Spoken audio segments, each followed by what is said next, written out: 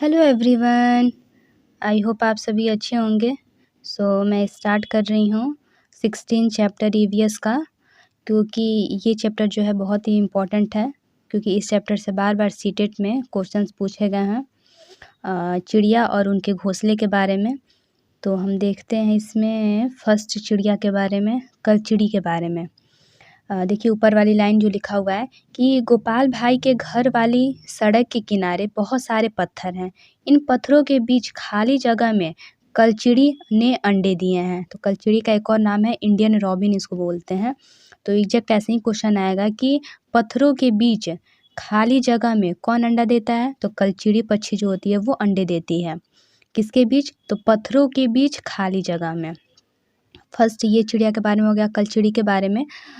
और देखते हैं हम इसमें कलचिड़ी जो होती है वो कौवे जैसी नहीं है। कौवे के घोंसले में तो लोहे के तार और लकड़ी की शाखाएं जैसी चीज़ें भी होती हैं। तो कलचिड़ी जैसे देखिए यहाँ पे फिगर में दिखाया गया है कलचिड़ी और कौवे के बारे में। तो कौवे का जो घोंसला होता है वो लोहे के तार से भी बना होता है और लकड़ी की शाखाएं भी होती हैं उसमें। और इसमें देखते हैं हम, अब नेक्स्ट हम देखते हैं कोयल के बारे में। कोयल बहुत मीठा गाती है, पर क्या तुम्हें पता है वह अपना घोंसला बनाती नहीं है। वह कौवे के घोंसले में अंडे दे देती है। कौवा अपने अंडे के साथ कोयल के अंडे को भी सेता है।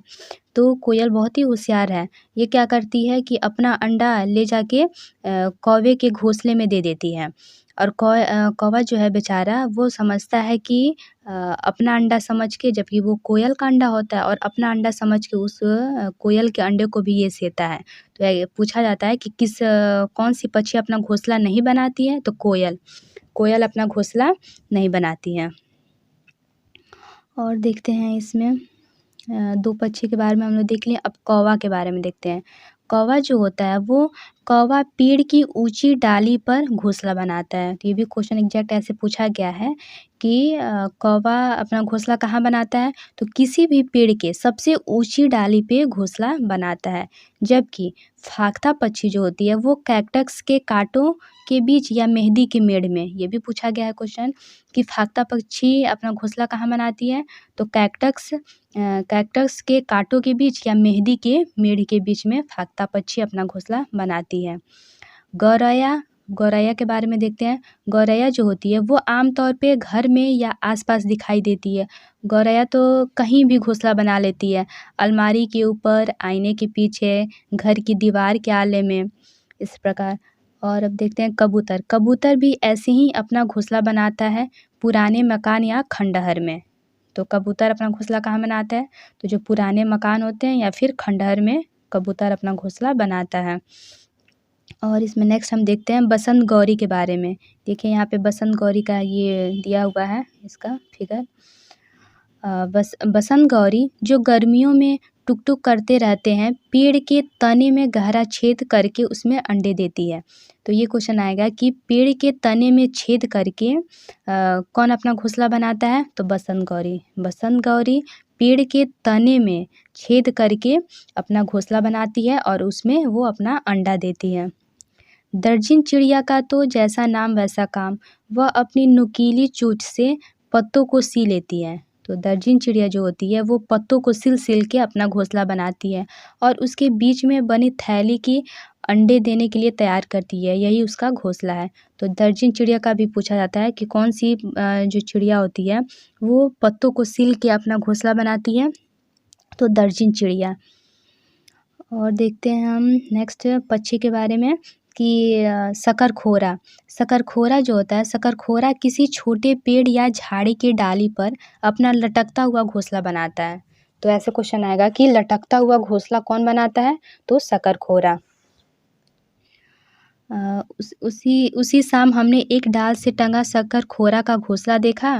क्या तुम जानती हो कि यह घोंसला किन चीज़ों से बनता है? जो इसमें सब बता रहा है वो कह रहा है कि क्या तुम्हें पता है कि घोंसला जो बनता है वो किस किस चीज़ों से बनता है?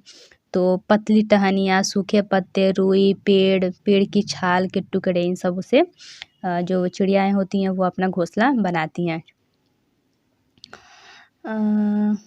और देखते हैं इसमें वीवर पक्षी के बारे में। देखिए ये नेक्स्ट है वीवर पक्षी। क्या तुम वीवर पक्षी के बारे में यह बात जानते हो? सभी नर वीवर पक्षी अपने-अपने घोंसले बनाते हैं। मादा वीवर उन सभी घोंसले को देखती है। उनमें से जो उसे सबसे अच्छा लगता है उसमें वह अंडा देती है। तो वीवर पक्षी क्या होते हैं, तो ये जो जितने भी नर होते हैं, नर वीवर पक्षी वो घोंसला बनाते हैं, अपना-अपना घोंसला।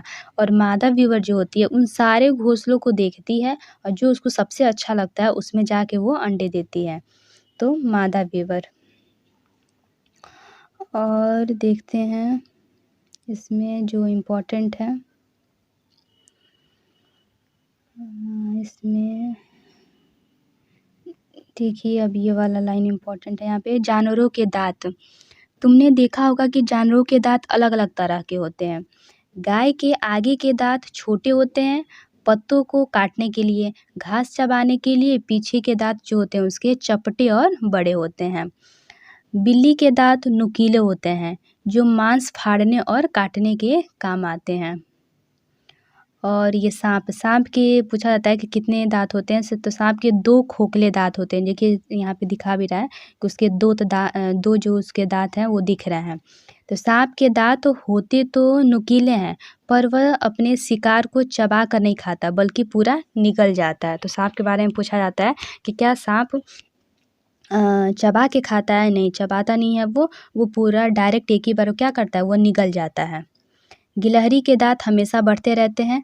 दाँतों से काटने और कुतरने के कारण इनके दाँत घिसते रहते हैं, नहीं तो इनके दाँत हमेशा क्या करते हैं, बढ़ते रहते हैं गिलहरी के दाँत। तो बस इस चैप्टर में इतना ही है चिड़िया के बारे में। इसका एक-एक लाइन आप हर एक चिड़िया के बारे में याद कर लीजिएगा। Thank you.